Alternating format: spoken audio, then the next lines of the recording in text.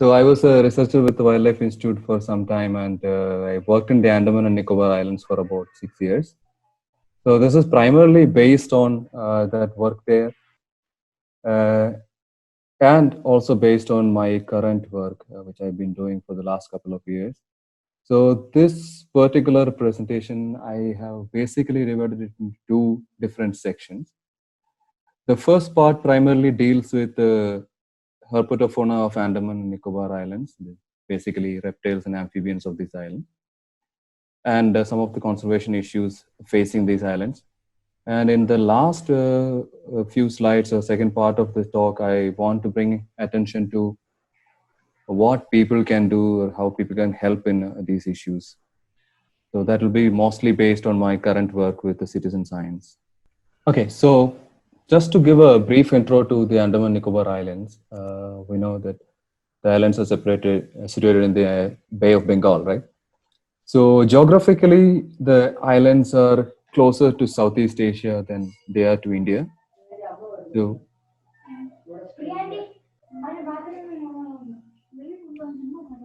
uh, I can hear somebody talking.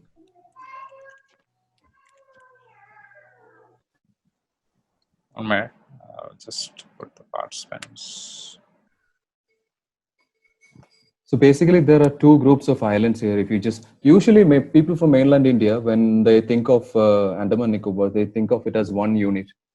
But it's a long chain of islands, and we basically divide it into two different groups. One's the Andamans to the north, and the Nicobar Islands to the south. Now, biologically, this division is very important because they are like two different biogeographical areas. So the northern part, the Andaman Islands, they're more like the fauna and flora are more like Southeast Asia, the Indo-Chinese region, like Myanmar and those regions, whereas the Nicobars are far more similar to Indonesia and those regions. So this division is really important. Thanks. So you can get to the Andaman Nicobar Islands usually by from Kolkata or by traveling from Chennai. Those are the main ports. I think there are some flights and ships operating from Visakhapatnam also these days. So generally, the view of the islands is this. You have big islands, small islands. Like this one is a very tiny island. You can walk from around this island within like 5 minutes or 10 minutes maximum. But so most islands are very, very small islands, and we have more than 500 islands in this entire group. And the largest islands can be up to like 2,000 square kilometers also.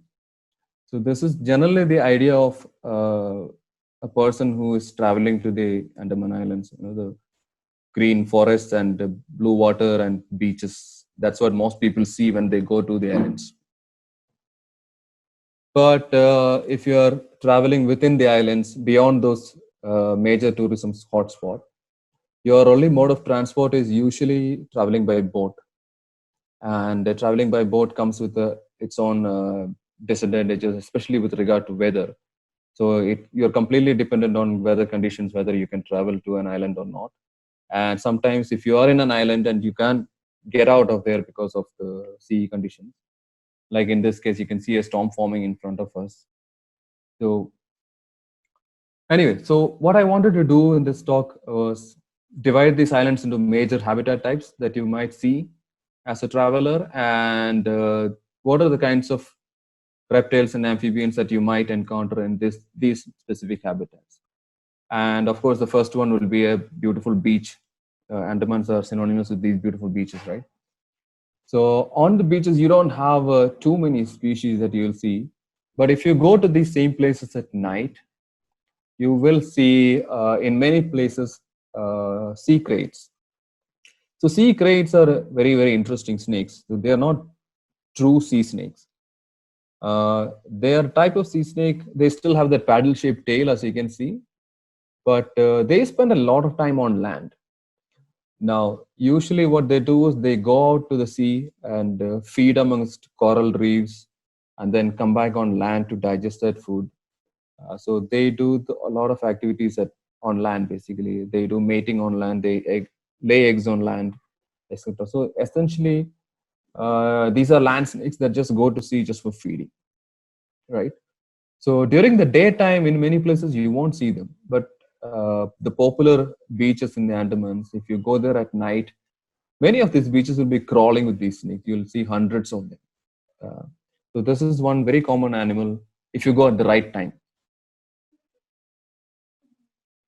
Now these are venomous snakes, highly venomous snakes, but they are not known to bite anybody. So there are no bites on record, no one dying anything.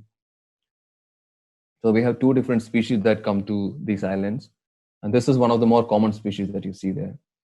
Now, the next major habitat is the mangroves. Mangroves are really interesting habitats, right? Because half the time they're underwater, and half the time, it's land. So really, really interesting habitats.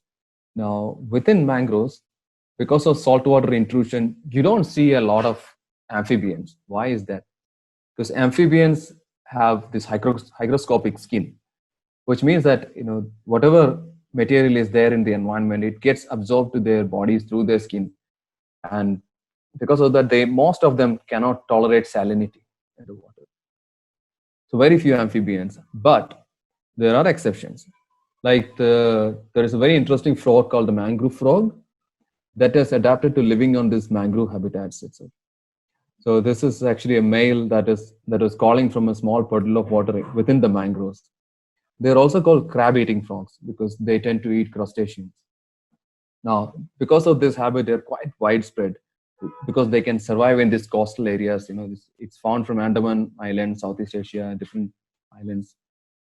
Then you also have water monitors. This is a juvenile water monitor on the upper right. Now, this particular subspecies of water monitor is endemic to the Andaman Islands. Andaman Islands have two different subspecies of water monitors, one restricted to the Andaman and one in the Nicobars. So they're also very common in these mangrove areas and surrounding forests, and they mostly depend on crustaceans and fish for survival. Then the most common snake that you will encounter in the mangroves is something called a dog-faced water snake on the lower left of the screen. Now, if you go during daytime in the mangroves, you probably won't see any of them. But if you go right after 6 o'clock, let's say after sunset, and go with the torch, you will see a lot of these snakes with just half their body out of a burrow in the mud. So the head will be in the water, and they'll be just waiting for a fish to swim past by. And as soon as the fish swims past it, they'll perform a sideways strike, catch it. In this case, this one has got what's called a mud skipper. Mud skippers are another very interesting group of animals. They're extremely fun to watch if you're very, very curious animals. Now, of course, when you're doing all this in the mangroves, you cannot forget about crocodiles. Andaman has a very healthy population of saltwater crocodiles. Saltwater crocodile is the largest crocodile in the world, and because of that, it's a very territorial species also, especially territorial males and nesting females. So they also run into a lot of problems with people, which we'll discuss a little bit later. So point is that when you're looking for snakes and lizards in the mangroves, keep an eye out for saltwater crocodiles. That's very important. Now, another very interesting habitat, and this is what I call a scarce habitat in the Andaman Nicobar Islands, is this coastal wetlands. So this is very close to the sea, but there is fresh water within these ponds and small wetlands, and you find many, very interesting animals there. For example, this particular snake, it's found in Great Nicobar Island, the southernmost island in the Nicobars. It's called Boyes mud snake. It specializes in this type of habitat. There are also frogs that specialize in this kind of coastal wetlands. And this is a habitat that has undergone a lot of destruction because most of the human activity in the islands is restricted to this particular zone, very close to the sea, but not deep in the forest, right? So this is a habitat that gets affected a lot. Now, the most diverse or species-rich region in any part of the world is usually tropical rainforest, apart from coral reefs, let's say. Tropical rainforests are the richest habitats, right? Same is true for the Andaman and Nicobar Islands. And about 60, I think more than 60 or 70% of the islands is covered in rainforests like this. And they have the highest diversity of amphibians and reptiles you can find there. There are certain types of forests that are found in the Andamans that are called Andaman giant evergreen forests. They're called giant evergreen forests because the canopy height can be like more than 45 meters, almost 50 meters. So extremely high, tall canopies. So you get a lot of different species of frogs and lizards and snakes in these habitats.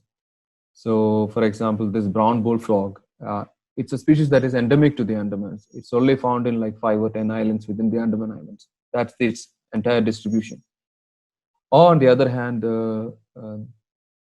you have something like a wide-lipped stream frog on the lower right.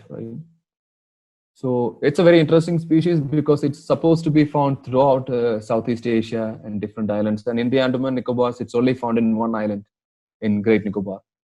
Now, recent studies have indicated that many of the Southeast Asian ones are different species. Genetic studies are revealing that they're all different species. But none of these studies have included the population from Great Nicobar Island. So we are very likely looking at another species that is endemic to Great Nicobar Island. So its total distribution range will be less than like 1,000 square kilometers for this whole species, right? Similarly, that Nicobar tree frog, that's also endemic to the southern group of islands in the Nicobars, Great and Little Nicobar Island. And then there is this large frog called Champagne frog on the lower left. Why it's called a Champagne frog? Because it was first discovered in Great Nicobar Islands, and one of the two tribal groups that inhabit Great Nicobar are the Champagnes. They're a hunter-gatherer sort of nomadic tribe. They call Champagne. So the species was basically named after the tribe. So this is just a very small sample of a lot of different species. You also have many different types of lizards. So, and many of these have very interesting common names also that people of these islands have used, right? So for widespread species like the upper left one, that is in English it's called the Bay Island forest lizard. But depending on where you are in the Andaman Nicobar Islands, if you are in the Andamans, the locals will know it as the Podanu. The Burmese people who settled there, they gave this name. Now, if you go to Car Nicobar Island in the Nicobars, it will be called Takulok. It's a different name, right? In the southern Nicobar, it's called Ko'e. That's a completely different name. So different places, they have come up with different names, and they have names for each of these species. So similarly, you have this takuang, that is a green-crested lizard from Nicobar Islands. The range of the species is less than 120 square kilometers. That's the area of that island, and this species is found only there. So 120 square kilometer is the entire distribution range of that species, right? Another one is this Nicobar tree skink on the lower right. Right? It's skinks. Most people are familiar with skinks. You see them everywhere running around. This is an arboreal species that it lives on trees, and again endemic to that one particular island in that 120 square kilometers. And they have a name for it. They call it Palain. Now, the top right is the most interesting species called the emerald day gecko that is endemic to the Andamans, because all the relatives of that species are sitting in Madagascar and Seychelles Islands in the Indian Ocean. And you have this one species that has somehow traveled all the way from those islands. Its ancestors have traveled and ended up in the Andaman, became an endemic species in the Andaman Islands. Very, very beautiful species that you can see in mostly around the buildings and plantations and many places like that. You don't have to go deep into the forest to see that one. So many different species of snakes. You have green bronzebacks that are endemic to Andamans. On the right, you have Homayun's bronzeback, which is locally known as Bio. That's endemic to the southern Nicobars. Then you have the Andaman cat snake, again endemic to the Andaman Islands. And you have Pua, which is endemic to the Great Nicobar Island in the southern group of islands. So you can see that in the case of Nicobars, I managed to get many of these local names. But in the case of Andamans, it's a little bit more difficult to get this because contact with the native Andaman is a bit difficult. So as their languages lie, fear is that a lot of these local names and local knowledge will disappear with it. So these are all non-venomous snakes. The cat snakes are slightly venomous in the sense that they have rare fangs, but they are not dangerous to human life in any way. Now, there's another very interesting species from Nicobar Islands. So it looks like a snake because it's a limbless animal, but it's a burrowing lizard. It's a completely different group of lizards called dibomids. This one is called the Nicobar worm lizard. The funny thing is that my first year in the Nicobars, I spent surveying Herpetophon. I did not see a single individual. But that's because they're burrowing animals and they live under leaf litter. So once I started changing my sampling strategy, I started doing quadrat sampling, litter sampling. This turned out to be one of the most abundant animal in the forest, basically. So completely deceiving in terms of looks. What's the size? Because These are all very small, like not more than 10, 15 centimeters long. That's it. Now, another very beautiful snake. The reason I had to take a photo like this is because it's very difficult to photograph this snake in natural forest light. It just looks like a brown, dark brown thing. But the scales are so glossy that it just reflects all the colors of the rainbow. So to see it properly, I had to put it in a white background and take a photo. This is called the sunbeam snake, and the local people often call it a tail sam, oily snake, because they think it's oily. It's not oily, but it's just very shiny and a very unique family. This family of snakes has only two species in them, called Cynopeltidae, and one of these species is found in Great Nicobar Island. Now, of course, we also have venomous snakes. In the Andamans, you have cobras, king cobras, and kraits. For example, the Andaman cobra is a snake that is endemic to the Andaman Islands, whereas the king cobra is more widespread, but studies do indicate that perhaps the Andaman one is also a distinct species. There aren't that many deaths recorded from any of these snakes bites in the Andamans, so they're not medically important so far. The only snake that records a lot of bites in the Andamans is usually pit vipers. Now, pit vipers are extremely common in the Andaman Nicobar Islands. I mean, there are places, especially in the Nicobars, where you can go out for like an hour or two after sunset, and you could find 20 or 30 pit vipers within that time span. They're extremely abundant. In fact, when the Britishers first started exploring those islands, they mentioned that these islands are crawling with pit vipers. This is what they wrote. So Anderson's pit viper on the top left is a species that is found in the Andaman Islands.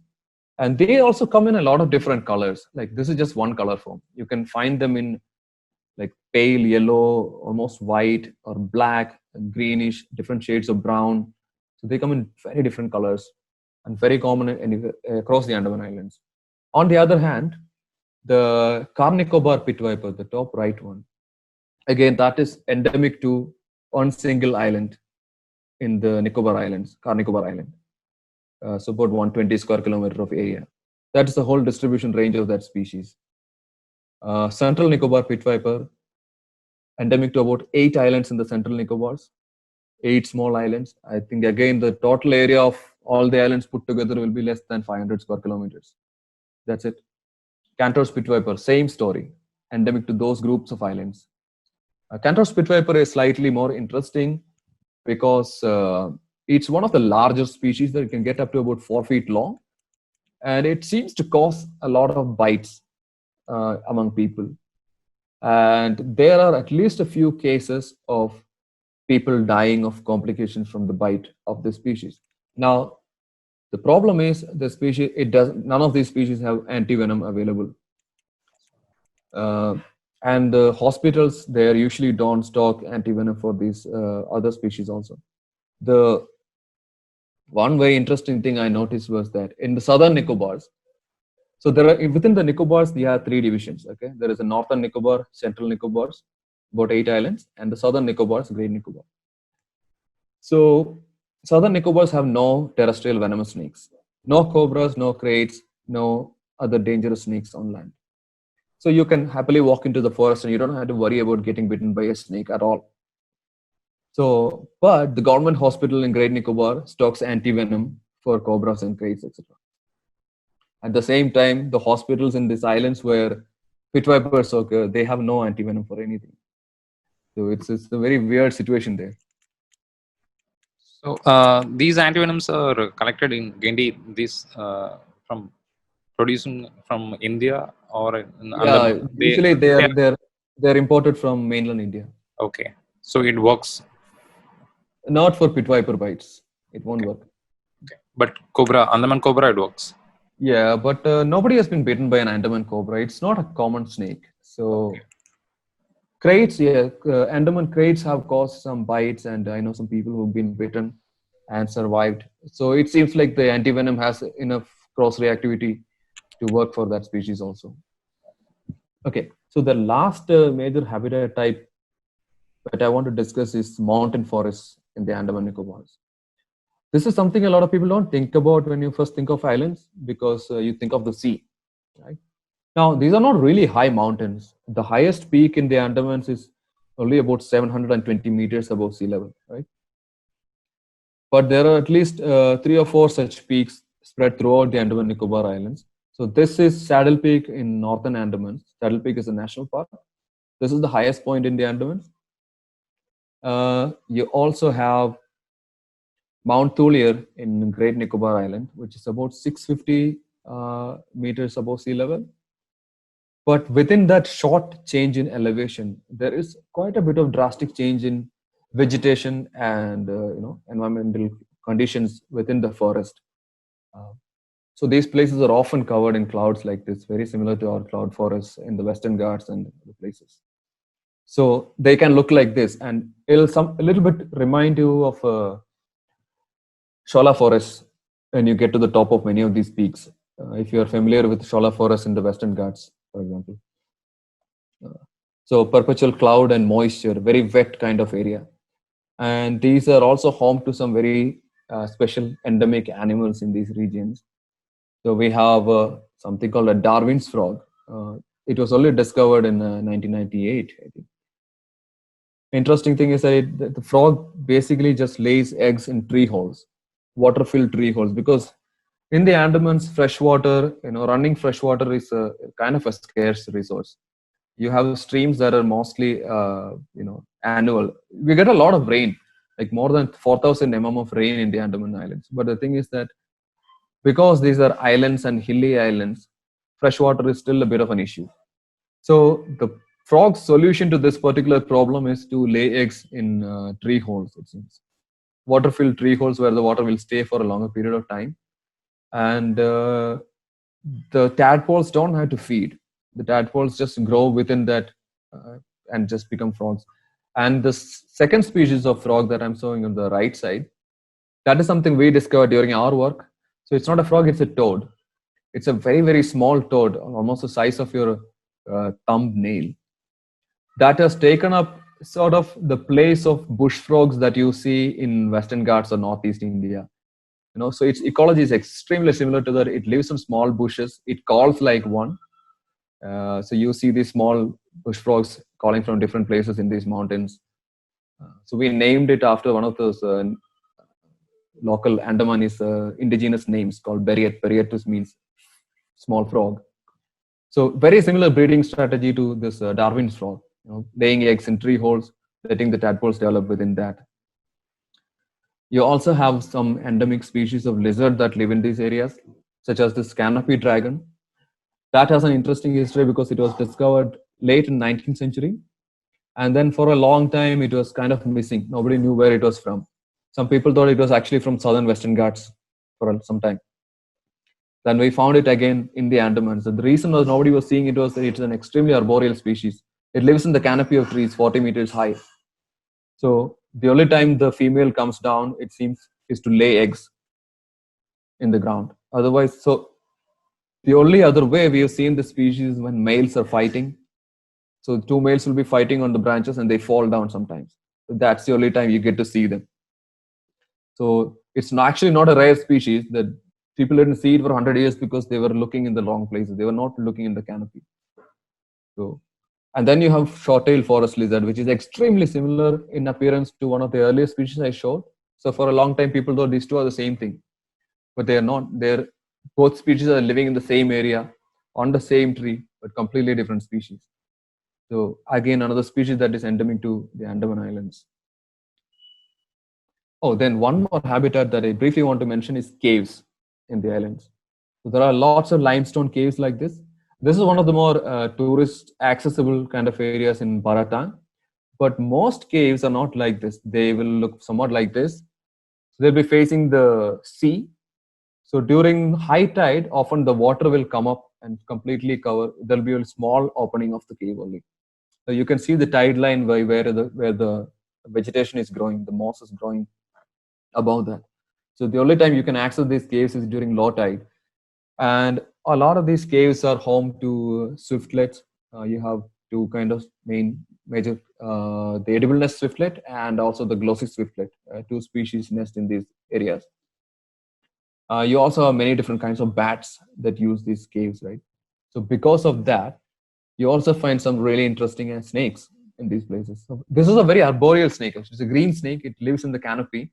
But the best place to find this snake is in one of these caves because it loves eating bats and swiftlets.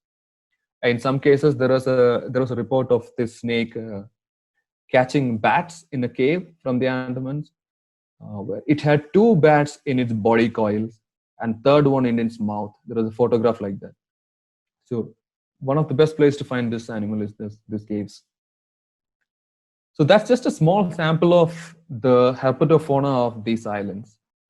But there are lots of major conservation issues that are happening in these islands, right? We'll start with the most controversial one, I think, which is the case of crocodiles, saltwater crocodiles. Now, it seems like croc attacks on human beings in the Andamans is on the rise, but we don't know whether the attacks are on the rise or they're getting more reported now because of better connectivity in the islands. But one thing is for sure, this is a major issue. It became a mainstream issue in 2010 when a tourist from US, United States of America, who was in Havelock Island in one of the more touristy beaches. She was swimming and she was taken by a saltwater crocodile. That's when this issue sort of became mainstream, that people from outside started paying attention to it because an American tourist was attacked. Now, what is the issue here? The issue here is that of information, right? If I'm right, I think the last population surveys of saltwater crocodiles in the Andamans, where the crocodiles are, how many crocodiles are there, it was done in the late 80s, 1980s. So that's just not acceptable, right? If you want to manage a species like a saltwater crocodile, you have to know how many crocodiles are there, where are the hotspots, where are they living, and how we can avoid these issues. So some people want crocodiles to be culled. Excess animals they want to kill them off. Some others want crocodiles to be captured and sent to zoos or relocate to different places. In some cases, I think there was one relocation.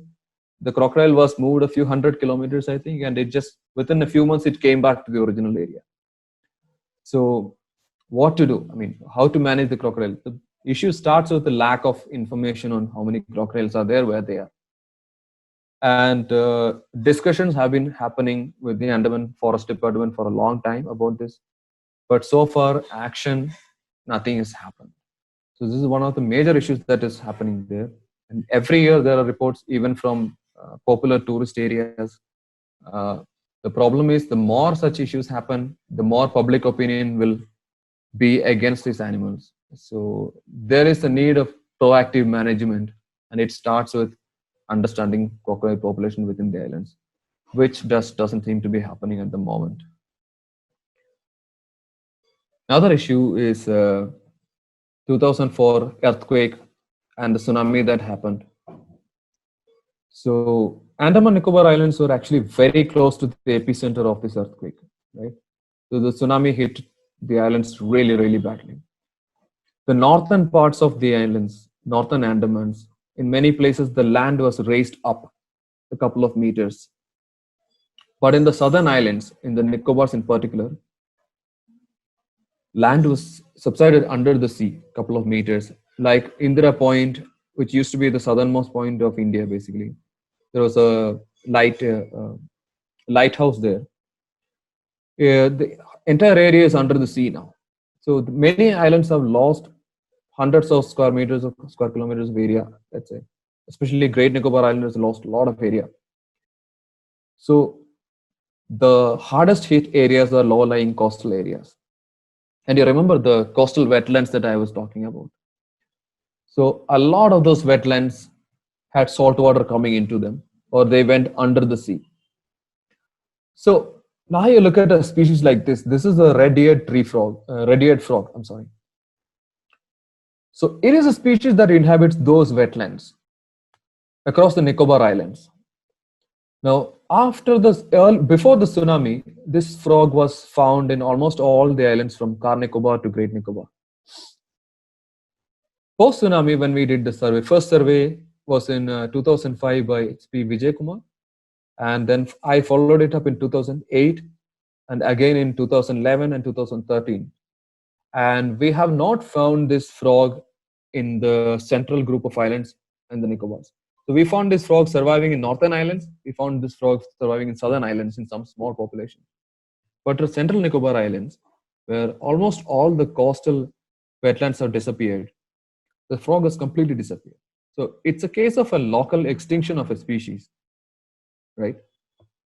So add to that the issue of human casualties, right? A lot of the human settlements were destroyed during the tsunami. Now, to protect the people, what the government has done, the settlements have moved inland, where there used to be forest earlier. Now, a lot of that forest is cleared so that the all villages can move inland further, right? So this is a double whammy that has happened to wildlife and biodiversity of these islands. Now, the thing is, IUCN, the international body for assessment of conservation of these animals, the red list lists the species as the least concern, right? Least concern. Why? Because it is also supposed to be like that other frog I showed from Great Nicobar. It's supposed to be a widespread species at the time, in Southeast Asia and all. But now, recent studies a few years back, molecular studies have indicated that the island forms are different species. So again, we are looking at a particular gene pool that is endemic to these islands. And you have already lost it from 75% of its former range. It's gone extinct. Probably because we don't know whether there are any small isolated populations surviving. But very likely looking at local extinction of this species. And conservation concern, least concern, right? Now, this is a general state. Now, I'm slowly moving away from focusing on just on Andamans in this case. This is a general idea of conservation status of Indian reptiles and amphibians. Now, if you look at the highest bar there, 65% of species that we have, data deficient or not assessed. You have no information on these species to assess their conservation status.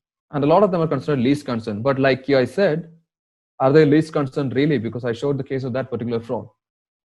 On the other hand, other extreme, you have some species that are called critically endangered. Like this Darwin frog is considered critically endangered. Maybe it is. But when we actually did the study there, it was one of the most abundant frogs in the Andamans. So is it really critically endangered, or is the supposed least concerned species that is actually going extinct? There is a disparity between data and these assessments, right? So what I really want to fixate on is that number of species that we don't have information. Okay? A third issue, right? From the Andamans. This is again recently come into news. I don't know if you noticed this. that the issue of the Andaman Trunk Road. The Andaman Trunk Road is something that was created in the, I think, in the 1960s, I think. So basically, it connects South Andaman, southern parts of Andamans with the northern Andamans. So it's like one long road, and it passes through what is called uh, some of the most pristine forests in the Andamans. Let's say it's Jarawa tribal reserve. Jarawas are the original inhabitants of these regions, right? Andamanese tribals. Now, what is the major issue with this? There are many issues. One is sort of what you call human safaris, right? There was, especially in 2013, there was a big uproar about this, about tourists traveling on this road, and many of these travel agents and drivers offering food and other pleasantries to tribals to make them dance for these tourists and perform things. So there is the problem with these such interactions is that many times, they can carry diseases to these people and exploitation of the tribals, etc. There are many problems associated with it, right? So there was actually a Supreme Court order to close this road for tourist traffic. Again, I don't know how much it's been implemented, but if it's implemented, it'll be a great thing. The current issue is that the government is planning to widen this as a highway. So how is that going to work out now? But coming back to biodiversity issues, how can a road be of a problem? See, Andamans generally have close canopy forest, right? And many of these species, let's say introduced species, something like lantana, it's an invasive plant, or parthenium. Many of these, they like forest edges, right? And the road basically creates one long edge for this invasive species to go into the forest in many places, right? Another species that of great concern, I'll show you later, it also likes like a deer and other species. They like these edges. They thrive in these edges, and they basically provide a highway for this species to enter into these forests. So this is what basically the entry to the Andaman Trunk Road looks like on 8 o'clock in the morning every day. So vehicles are queued up to travel on this road.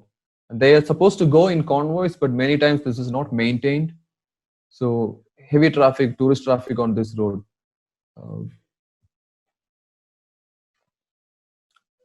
So coming to the issue of introduced species. Now, this is not my photo. I just found it just for illustration purposes. But this is from an island in southern Andaman called Ross Island, which is a tourist destination. And these are all, whatever you see, it's all introduced animals. Now, peacock is not found in the Andaman Islands naturally. They were introduced to these islands.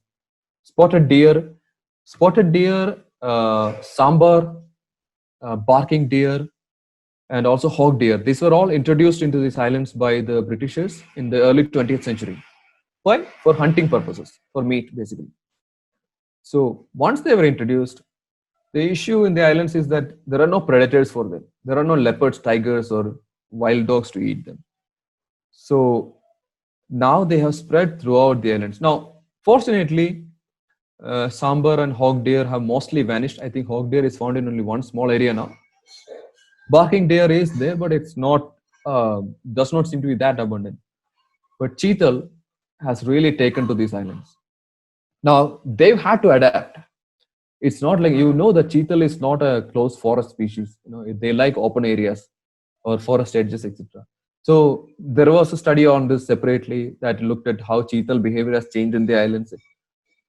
But so they form smaller groups and all. But they managed to live in rainforest. And one interesting study that found that there's selective foraging of these species in the islands within the rainforest. So what they were doing is they're basically eating up all the saplings in the forest. So I'll show you one photo. So on the left is an island where there are no cheetal. There are very few islands like that. Little Andaman is one of the places where you don't find cheetal because it's separated from the other islands. That's how a forest understory in the Andamans look like in the middle of summer. That's a photograph from February. But it's green and it's dense. That's what a forest understory in the Andaman look like. On the right is one of the islands from Marine National Park, Mahatma Gandhi Marine National Park. where there are a lot of cheetah. Now, the irony here is that many of these national parks are well protected by the forest department. They patrol them on boats, etc., right, to catch poachers and things like that. So many of these national parks, these islands have good chital population, and they completely eat up the understory of the forest. But where outside of these protected areas, in many places, there is a lot of poaching happening, and in a way that actually seems to help the forest because they are actually controlling the number of cheetal there. But it's a very tricky issue because now cheetal is a protected species. You can't hunt them; it's illegal. So, but how do you manage them now? That's another can of worms. Uh, but the study by Professor Rauf Ali's team, late Professor Rauf Ali, they clearly showed that what it is doing is changing the characteristics of the forest from an evergreen to more of a mixed evergreen or deciduous forest eventually. That's what is happening to the forests of Andaman Islands due to introduced herbivores. The problem is now we don't have any idea of how many cheetal are there or how to manage them. So, big issue there. And we also found very interesting thing that I did not mention in this talk. I think that there is a indirect connection to the number of reptiles that you find. So wherever there are more cheetal, you don't find so many reptiles there. The reason seems to be that they're actually eating up all the habitat for the reptiles. So we had a student come to the islands to do a study, especially on that, and he went on to complete a PhD on invasive species in the islands. Hari, Yes. You are mentioning Nitya. Yeah, it's Nitya. Yeah, he gave the talk 2 days back on sleep Okay, ecology okay, of lizards. okay. Nice. Yes, yes. Yeah, sleep ecology is something that we started in the islands also. So the other thing is, other than the wild herbivores, in many places, there are abandoned cattle that have gone completely wild, and they've become like a wild animal now. So they also contribute this. So you have wild bulls and cows, and sometimes buffaloes also roaming the forests. Another species. This is interesting to us as researchers because it's a recent introduction. This is a common bullfrog, Indian bullfrog, and it seems to be introduced just a few years ago by farmers. They wanted to. The idea is that they wanted to, consume them basically. In many places, people eat the bullfrogs, right? Again, another protected species. So quickly, they seem to have spread across the Andaman Islands. And Nitya's PhD work was basically on this species and on how it's spreading through the islands. And very interesting ecology, but I don't want to get into details of it. But it seems that the tadpoles of this species tend to eat up everything else. And this species, the frog itself, also eats on, feeds on all the other smaller frogs and lizards and snakes from Andaman Islands. So very destructive species. Fortunately, it seems to be currently restricted to just agricultural areas. It's not found deep in the forest so far. So several species like that. The garden lizards are also not found in the Andamans naturally. First, it was recorded from North Andaman. After a few years, it was recorded in South Andaman. And after tsunami, now it's found also in Nicobar Islands. The slow expansion of range by introduced species happening. We have no idea what the impact of all this is. So this is just a sample of some of the more well-known introduced species that are found in the Andamans. Elephants is another case. There is one island where there's a group of elephants that have gone completely wild. You have the giant African snail that is wreaking havoc in plantations and forests. So many such species, right? Now, I'll cut from the Andaman to my second part of my talk, basically, which is what is the biggest issue in all these things, in my opinion, in the Andamans or anywhere else, especially for reptiles and amphibians. I think the number one problem is that big bar in that graph, data deficiency. You don't have enough information of species, right? And why is this happening? Main thing is because there aren't so many researchers who are doing this kind of work. Okay. Now, when you have a scientific project, usually it's for a short period of time. Like maximum you have like 2 or 3 years to study something. Somebody will do a PhD or a project like that. If you have a longer project, usually that's restricted to a very small area. So there are financial concerns, time constraints, everything, all kinds of things. So the ability of researchers on conservation to gather this kind of data is quite limited. You need a huge manpower and resources to do this. You know about the national tiger count, right?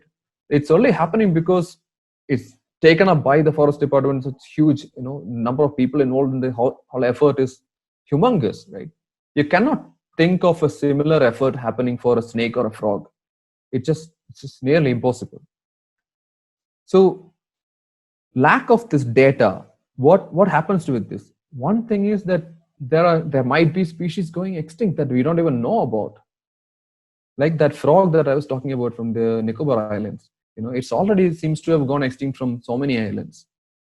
But we have no information on that. Just because we did a few surveys, we know it was found here, and not here. The other concern is misplaced priorities also. You might think that this one species is critically endangered, the other one is not. And so you put all your effort on this one. But in fact, it might be true that the other species is the one that requires attention, right? This happens because we don't have information on this species. The primary thing is how many species are found in an area, or if you are looking at a species, where is it found, how many individuals could be there, is it common, rare, etc. And we don't have this information. The reason I put this photo here is this is called Bibrons coral snake. It's a venomous snake endemic to southern Western Ghats, right? So in 2001, I saw a newspaper report in the local daily in Kerala, Madhubhumi, that said that somebody found this snake in a well, and it was identified by one school teacher who was interested in snakes. So I was interested in snakes, so I just kept a clipping of that report from, I think it was in 2001 or something like that. Years later, 2007, we found this snake in the Anomalies. So we wanted to write something about it. We started looking at it, and I realized that since its discovery in mid-19th century, for science, it was known from 5 specimens. Across 150 years, 5 individuals were known to scientists. I mean, that was just unacceptable. It was just people were finding the species in their wells, in their backyard. But science says that it is only known from 5 individuals. It's a rare snake. Anyway, we published our study in 2010. We managed to locate some 10 specimens. So what, I think it is 10. So what I have noticed, put in that map there, the blue locations were the original 5 locations, the first 5 specimens. And during our study, we also found another few locations of white spots. All right. And we redescribed the species in more detail. We published photograph, etc. In 2015, in Facebook, there was people from Kerala started a Snakes of Kerala group, and they asked me to be a moderator there. So what I started doing was I decided that, okay, anything that anybody uploads here, a photo, if I know something, I wrote down the name of the animal, I wrote down the approximate location where it was found, date, etc. And within 1 year, I had so many more locations of this snake. Apparently, it was less than 1 year actually. So a so-called extremely rare snake that is considered endangered and was not found for 150 years, it was being reported from everywhere. People didn't know what they were looking at. They're just taking photo of a colorful snake and putting on Facebook, saying what it is. But it is this snake that is supposed to be so rare and endangered. Turns out it's not that rare. It's a common snake, it seems, in many places in Kerala. So look at what people can contribute to the knowledge of a species, if it's properly harvested.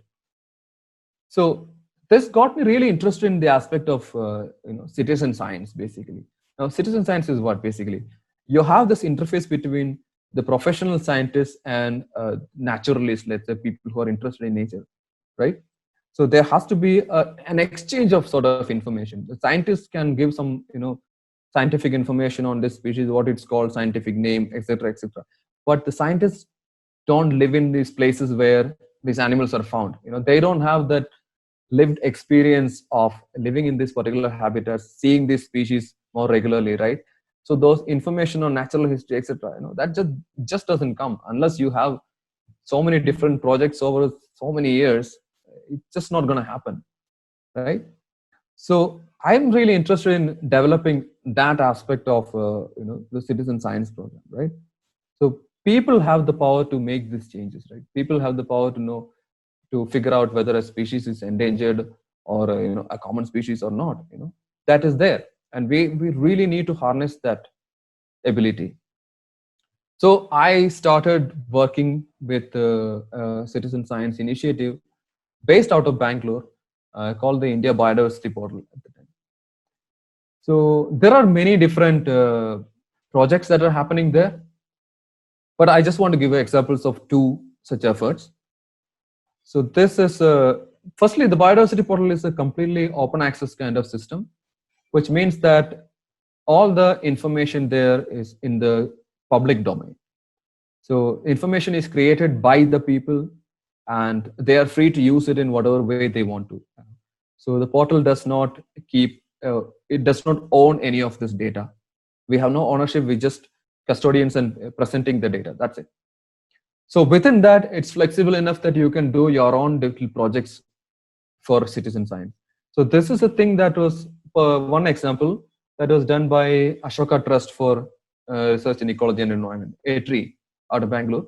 But this project was done in Vembanad Lake and surroundings in the Kuttanad region of Kerala. So a small project for about a year, I think it ran. The idea was to involve local school students in documenting the biodiversity of this region. Kuttanad is a very ecologically sensitive region. So at the same time, providing them with some feedback, some scientific information of how to collect data, how to look at animals, plants, etc., and some information on local biodiversity, right? So it managed to involve so many students from different schools in collecting this biodiversity. What they did is basically just go and take photographs of animals and plants they find in the surroundings around the schools, let's say, and just upload them to this particular group called Vembanad Wetland Conservation Program. And the scientists will help them identify, tell them about these animals or plants from that, whatever they find. So in the end, they had this huge database of species that are found in their areas. And the scientists also got this database of, okay, species are found here. The kids also got to learn about so many of these plants and animals, which otherwise, just plants and animals there for them. So this was a very small scale effort, and it's a very targeted effort towards school students, right? But we also have another slightly larger effort, I would say. So about this, the Biodiversity Act, right? The Biodiversity Act of India basically mandated the formation of biodiversity management committees at the village level, right? At the panchayat levels. It was one of the requirements, I think. So a BMC, or a biodiversity management committee, is basically a collection of interested individuals who will undertake the task of documenting the biodiversity of a particular village or panchayat, right? So I think in many places it is supposed to be there in most states. I don't know how many states have actually implemented it. I know Kerala has done some. I know Assam has done it, and this particular case is from Manipur. So in this case, they have to maintain a register of all the biodiversity, both wild and domestic biodiversity of these regions. So this is a village called Phali in Ukhrul district of Manipur. So a person from there contacted us saying, okay, we want to create this basically People's Biodiversity Register, PBA, PBRs basically, sorry. But they don't have the expertise to identify all the animals and plants that they find in their area. They have volunteers to do the work. So they wanted a facility where they can document flora and fauna from their region, and people will help them identify these animals and plants, and then download the data for their own use for creation of this PBR, so people biodiversity registers. So they started this effort last year. This is some of the posters that they created. The group in the India Biodiversity Portal is called the Rainforest Biodiversity of Valley Group. So these are some of their volunteers. What they do is every day they just go out to the surrounding forest fields and try to document as many of these animals and plants they find. Then they upload those to the biodiversity portal. If they know the name, they provide a common name or a local name. And then people who are experts or know these particular groups of animals well or plants well, they help them identify them, and that information goes back to the Pali Biodiversity Board, right? So they managed to create an extensive database of local biodiversity within that small village, which is an amazing effort that they've been doing for the last 1 year. So this is basically the homepage of the biodiversity portal itself. This generally covers almost all the taxa and from anywhere in the country right now. But within that, what you have is these groups on the upper top right. That's where all this other kind of projects happen. Like for example, the biodiversity, the Pali Biodiversity Project, etc. So my desire is that more and more people take up this kind of projects to document their local biodiversity. I mean, it can be based on a particular region, or it can be based on a particular group of animals or plants that you're interested in. Maybe you're only interested in beetles or butterflies or something. So you want to do something like that, you can do it. Now, I won't say that biodiversity portal is the only place to do it. There are other avenues also. Like there is iNaturalist, which is a global platform. There is a Biodiversity Atlas of India, which is run by National Center for Biological Sciences, right? So there are many such platforms that offer you this kind of flexibility. The good thing is that when you record something, it becomes public data. So people can access it, people can point out mistakes, people can use it for further analysis of other issues. So you're basically creating public knowledge, right? So my desire is that more and more people basically start using these facilities, and that's it. Just contribute to the conservation in whatever way you can possible. And I think I'll end with that, and we can discuss this if you want. Thank you. Thank you, Hari. That's Hi. an interesting presentation. And Satish, do we have any questions for Hari? Not yet from them. So I have one question. As you mentioned that, can you hear me? Yes. Yeah. So you mentioned like most of the Peter hippos in Andaman are restricted to like 120 square kilometers. So do they? Yeah. That's one species. One species. Do they have a sufficient prey population to survive? Like as you mentioned, like you'll see plenty of Peter hippos there, right? Yeah. So an interesting thing about islands is a phenomenon called density compensation. Basically, density compensation is just that you have fewer species compared to a place like, let's say, Western Ghats. Western Ghats can have like I don't know how many species of reptiles, maybe 200, 300 species, probably, right? But we don't have that many species in the islands because islands are small. But what a compensation happens in the islands, this happens throughout islands around the world, right? Is that the lower number of species is offset by the higher number of individuals. So instead of, you only have 10 species, but you have 1,000 individuals of those. So in many places, when you go to the islands, the lizard and frog numbers are exceptionally high. Exceptionally high. I mean, it's not even comparable to any place in mainland. So I think they have enough prey base. The problem there is, especially in Car Nicobar Island, where that species is found, is that most of the natural forest is gone. It's mostly plantations now, orchards and plantations. So the snakes basically live in these plantations, and that is a little bit of a problem because they do bite a lot of people. They're not fatal, but they do bite a lot of people. So there is that animosity between people and snakes. So that is an issue there. Okay.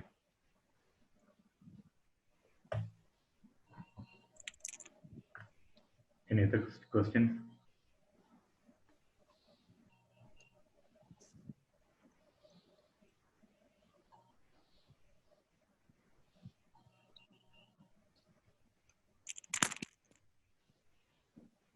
Yeah.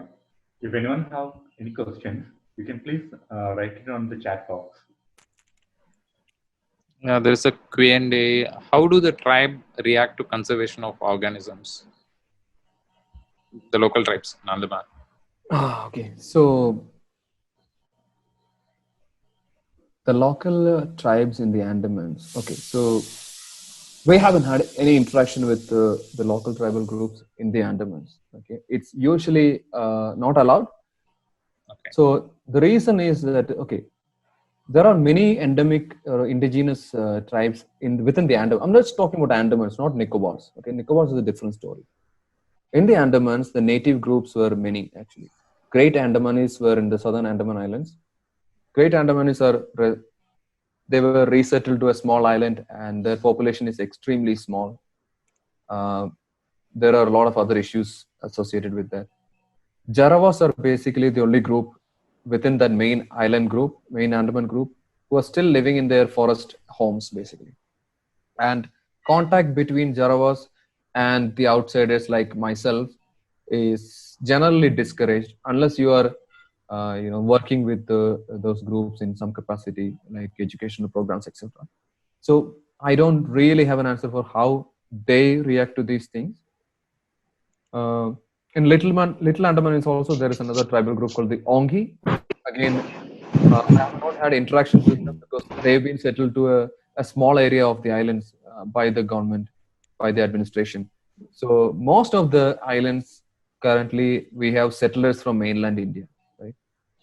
So, but in the Nicobars is mostly inhabited by what you generally call the Nicobaris, but that's like a catch-all term for many different groups of people. So Nicobaris, they come from all walks of life. Some of them still live as fishermen or growing orchards, etc. And other people have basically much better standards of or higher standard of living, especially in islands like Car Nicobar, etc. So there is a large economic spectrum. But generally, in my experience, their attitude towards wild animals in particular is just, if it's a useful animal to them, they, something that they hunt, for example. Okay, this is a very interesting thing. In many places in southern Nicobars, they have, I don't call it rules, but these traditions of hunting where it's a sort of wildlife management. So, for example, there are places where they say that if you go in this particular direction or in this trail for hunting something, remember Nicobaris have hunting rights, okay? Because they're indigenous group, they have hunting rights there, and they still hunt many animals there. But they take their one route. They are not supposed to take that route again for a fixed period of time.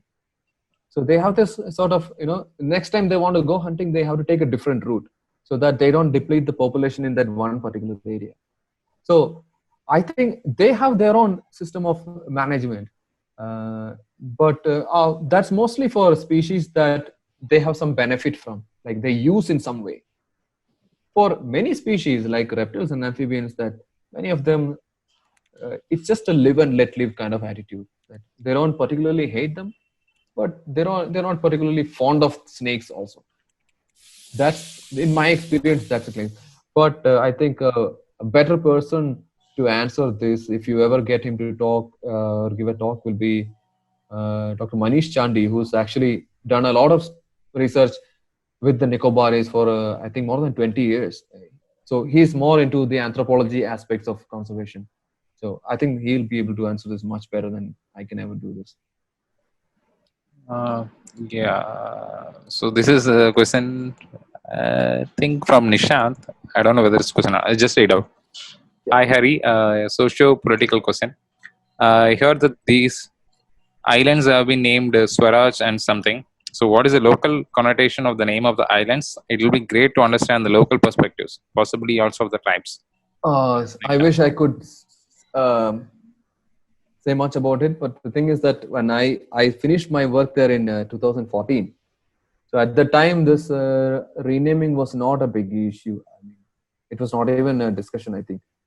So I don't know what is the current local feelings about it, but I doubt that any of the locals, I mean, local tribals in the Andamans, I'm talking about the Ongis, the Jarawas, the uh, the Great Andamanis, etc. They would want any of this to happen because they have their own names for all these islands. Their original indigenous names for these islands that we have not used. The Britishers came, they gave their own name. They named some places Havelock Island. Now, India, we have changed it to Swaraj Deep. But the original inhabitants of these islands, they had their own names. But nobody is discussing that aspect of it. Maybe we should go back to those names. We don't know. Thank you. So, this is my question. Like, is there any citizen initiative? What you have mentioned, like in Vembanad, right? In Andaman, is there any citizen initiative taken up so that people can contribute more? Because only few researches have been done. I think I don't know whether you can answer that. Yeah. So this type of effort is a little more difficult in the islands, I would say, because uh, in my experience, usually Andaman Islands is like 10 years behind mainland islands. Mainland in terms of let's say infrastructure and connectivity, etc. So most of these islands don't have very good, let's say, phone connectivity. So this kind of effort to work, you need that. Yeah. There, I think I don't think this online approach of doing things will work, especially in the Nicobar Islands and many places. But you still need you need a different approach, but involving the local people. Like imagine if I could convince people living across the Nicobar Islands to start keeping an eye out for that frog. They don't have to go and do anything, but just when you go out, if you see that frog, keep a record of it. That's all. But if I could start a network like that, that would be great, right? Now I can't do it online from here. The only way I can do it is if somebody is actually based, say, in Port Blair and can frequently travel to those islands and then establish these networks. That way it can work, I think. Otherwise, I don't see how a citizens' effort like this will work in the islands at the moment because of all the other issues. So there is a question from Bhuvneshwari. Which problems faced by tourists in Andaman Nicobar Islands? I don't know. Problems faced by tourists? Yeah. I think the same thing, the crocodile. Crocodiles. Saltwater crocodile issue is a major thing. I think that was the main.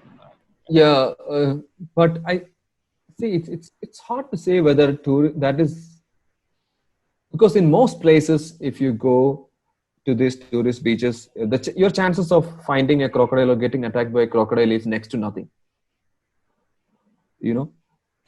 So it's hard to say whether it's actually a problem for tourists, but it could become in the future because of some issues. Okay, I would say that the problem that tourists face in these areas is coming from dumping of waste into many of these areas.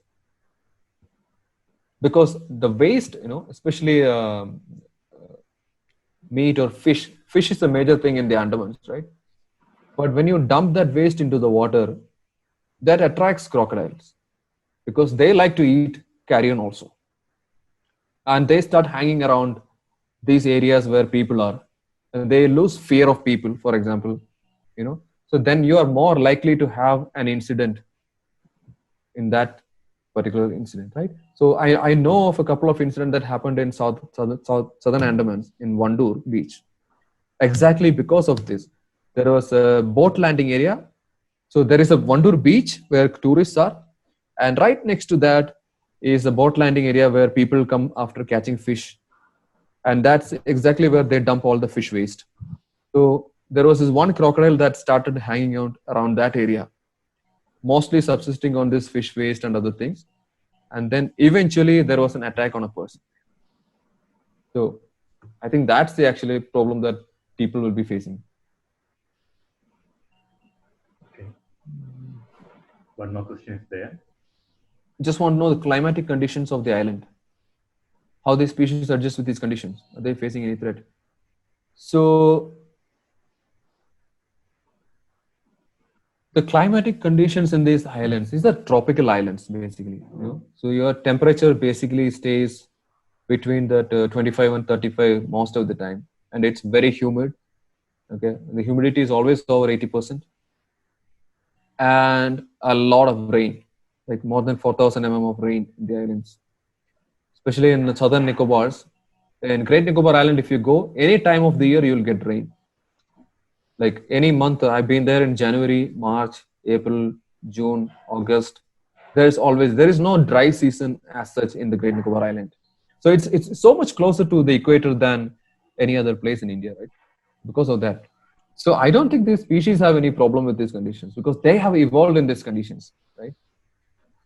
I think they will have issues if climate starts changing, because islands have very limited area. Like there is no place that they can move to. They cannot migrate to other places to escape changing climatic conditions. If sea levels rise due to climate change, a lot of the lowland species are in trouble. So that's going to happen to them. I hope I answered that. There is one more question from Nishant Kumar. Sorry for a staring personal question. Did you ever feel like an intruder in certain parts of the islands? I guess in terms of mainland exploration has a different flavor, but Andamans and also remote tribes might nudge one to think on these lines. Thanks, Nishant. Yes, the only time I felt, because in most places the people are extremely welcoming to you.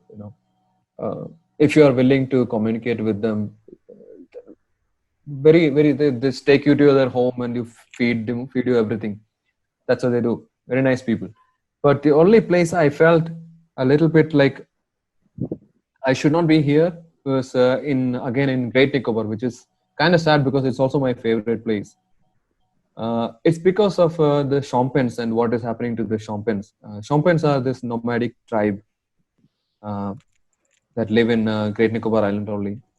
So they basically, their outside world contact is only like once a week. They come and collect some supplies from a government supply station there. So when you have interactions with them, you do feel that, okay, this is their land and you are basically an intruder in their land. So that happens. Yeah. So one more question about the Bibrons coral snake. The question is that the Bibrons coral snake disperse.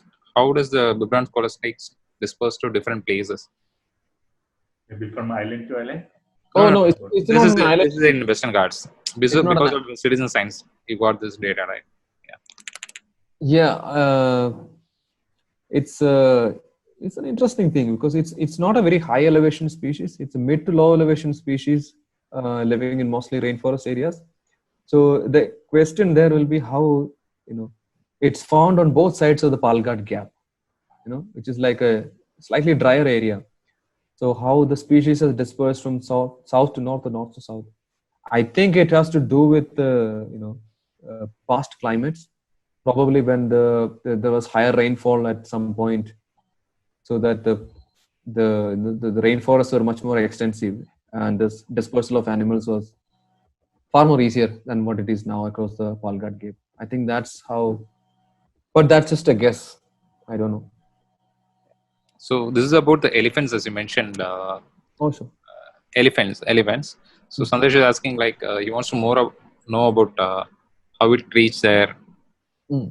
So elephants were taken to the islands for forestry operations, basically to carry wood, logging operations. So in different places in the Andaman Islands, they had these stations. One in Little Andaman. There is a very nice photograph taken by Pankaj Chesaria of an elephant standing in Little Andaman Island with the cross section of a cut log or a tree next to it, and the diameter of that tree, the log, is as high as the elephant. It's a huge tree. Very interesting photograph. So anyway, what happened is that when most of the commercial logging was stopped in the 90s, Now, the current logging in the Andaman Islands is only for like within the islands use, right? So when the logging operation stopped, a lot of these mills closed down, and many of these elephants were just left wherever they were. The contractors did not find it financially viable to take them back to mainland India. So many of them were just abandoned in the forest. So there is one particular island in between North and Middle Andaman called Interview Island, where there are many such elephants abandoned by the contractors. So they basically went completely wild, and now there are like I think there are about 30 or so elephants living in the island.